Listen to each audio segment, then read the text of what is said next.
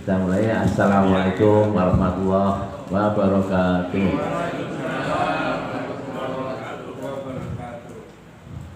Alhamdulillahilladzi arsala rasulahu bil hudatil haqq liyu'mina bihi kullihi wa kafila syahida asyhadu an la ilaha illallah wa anna muhammadar rasulullah sallallahu alaihi wasallam wa ala sayyidina Muhammad amma ba'du.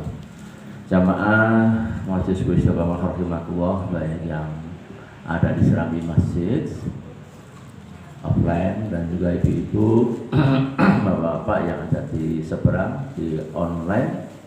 Pagi ini kita meneruskan kajian yang cukup berat, kalau dianggap berat tapi bisa dianggap ringan, tergantung dari kita semuanya, iman kita ya.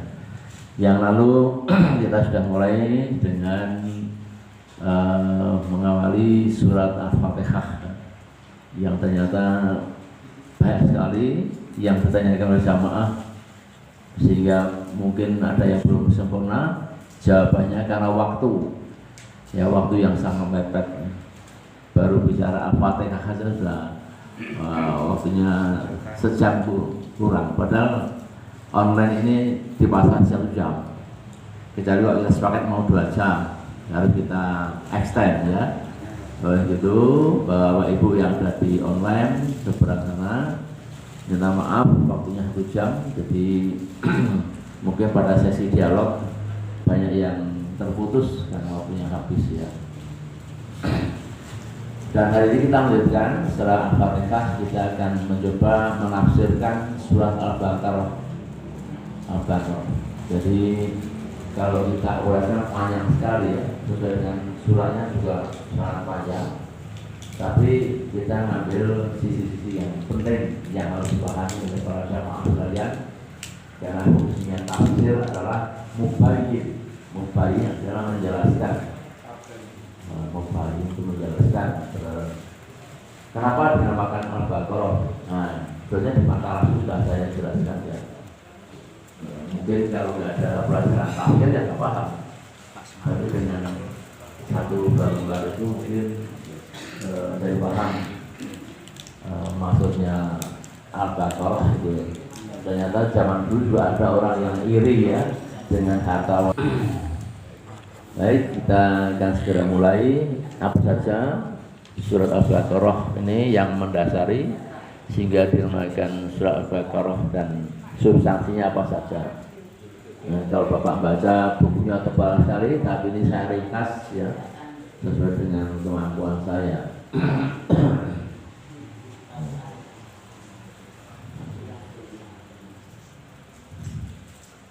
Ya, tafsir ulama yang mengatakan bahwa surat tersebut berisi tentang 1000 kabar ya, 1000 perintah dan 1000 larangan, basiron wa nadiron, itu intinya itu. Jadi Al-Baqarah itu surat terpanjang, isinya basiron wa nadiron ya, kabar baik dan peringatan kepada seluruh umat manusia ya, tidak hanya orang Islam tapi seluruh umat manusia. Quran untuk semua umat manusia, itu yang perlu kita paham ya. Sehingga dikatakan 1000 kabar, 1000 perintah dan 1000 larangan. Ini nama populer. Seperti di Quran ada surat 1000 dinar. Ya Pak, ya itu gimana? Ada ya? Surat 1000 dinar. Nah, ya kita akan sampai sana dulu. Kalau umur kita panjang, amin.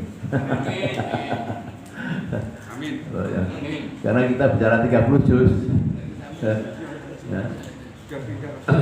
Ya. Ya. Yang kedua, jumlah ayatnya terpanjang, 286 ayat ya, 6.121 kata dan 25.500 huruf. Ini tafsirnya dalam surat Al-Baqarah. Kalau nggak kita terangkan mungkin nggak paham kita, jadi kita paham sekarang. Ya. Kemudian turun di Madinah, maka disebut Madaniyah ya. Ada Makkiyah, ada Madiniyah. Nah, ini termasuk yang turun di Madaniyah ya. Ayah sekali. Nah ini Al-Baqarah berarti sapi betina. Kenapa betina kok nggak pria? Lebih menarik. Ada apa enggak? Kenapa kok betina kok enggak apa? Jantan. Lebih cantik. Ya. Berwarna kuning. Ada yang mengatakan berwarna putih. Tapi tafsirnya saya baca soalnya adalah kuning. Kemas, kuning kemasan. Cantik sekali memang ya. Berarti kayak selamat ya. Kayak selamat ya. Oh iya. Putih. Itu kerbau, Pak. Kerbau Pak. Belum pernah kawin. Dipakai membaca ya, tidak belang dan sehat. Diambil dari ayat 67, 73, nanti bisa dibaca Bapak sekalian, 67, 73. Berisi tentang perintah Allah kepada Bani Israel agar menyembelih sapi betina,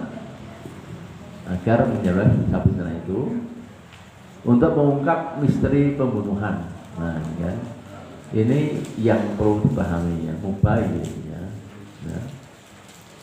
Jadi sapi betina cantik jelita ya, masih gadis perawan belum menikah, nggak pakai dipakai untuk bahasa, tidak belang, tidak ya, cacat macam-macam ya.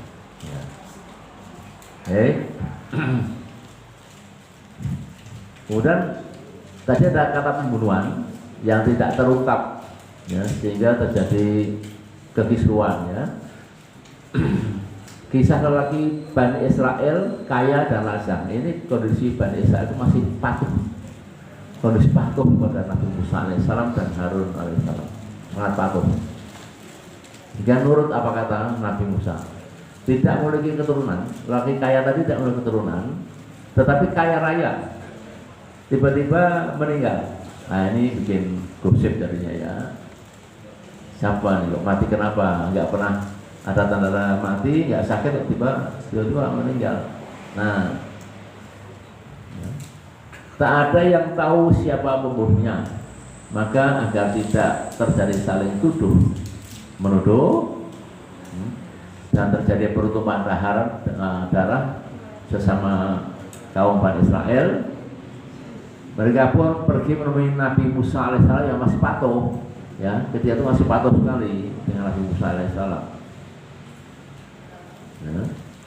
Kemudian Nabi Musa mengatakan, sungguh Allah telah memerintahkan kalian untuk menyembelih sapi betina. Jadi menyembelih itu perintah Allah, bukan Nabi Musa. Ya. Untuk menemukan jati diri siapa pembunuhnya itu. Ya. Ya. Ya. Laki Bani Israel hidup lagi, yang meninggal tadi itu hidup lagi. Ya. Nah.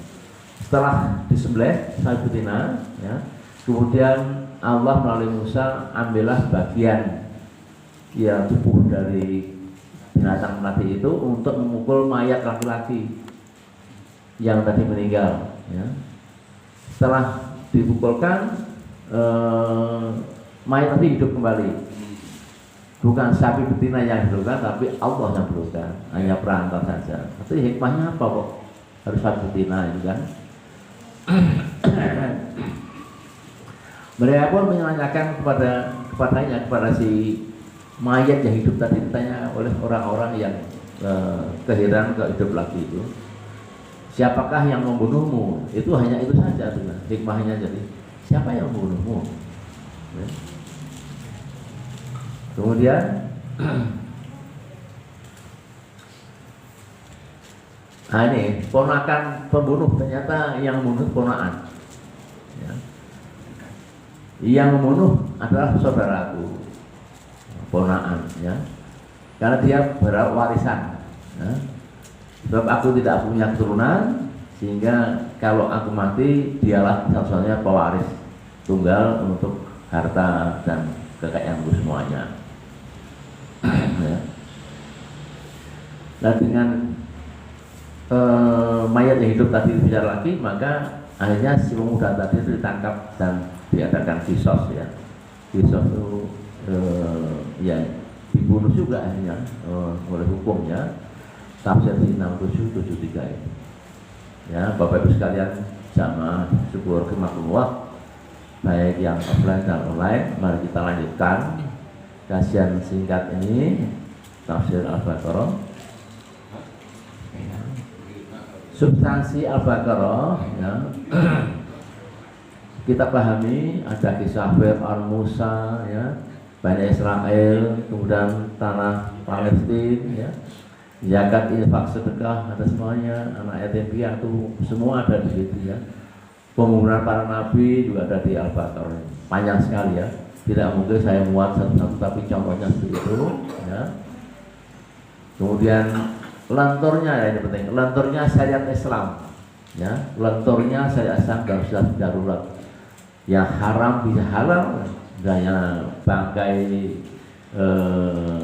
binatang yang enggak disembelih, ya. Kalau kita terpaksa kita makan halal, ya. Dan mau dipaksa ya. Yang haram jadi halal, misalnya itu lentur. Ini yang perlu ditunjukkan Allah. Kelenturan ini penting sekali untuk kita pahamkan, sehingga tidak perlu khilafiyah itu nggak perlu, ya, karena lentur. Tentang muamalah, harta yatim, larangan riba, judi, minum kamar, menghantar orang lain dengan batil, atau aturan nikah, talak, iddah, dan seterusnya, ada semua di Al-Baqarah. Ya, jadi hanya sampai di situ saja, karena kalau saya muat banyak sekali, biar panjangnya di dialognya saja, ya. Karena kita belum bicara ayat, ya, belum bicara ayat 1, 2, 3, belum. Minggu depan mulai kita kupas ayat-ayat pilihan yang penting yang saya sampaikan, ya. Ini hanya mengupas kulitnya apa arti Al-Baqarah tadi itu. Untuk itu selanjutnya silakan bagi yang online yang mau mencatat dan menanyakan perihal ini, dan juga yang ada di masa ini. Ingat, Bapak sekalian, waktunya cuma 1 jam, jadi waktunya sangat mepet.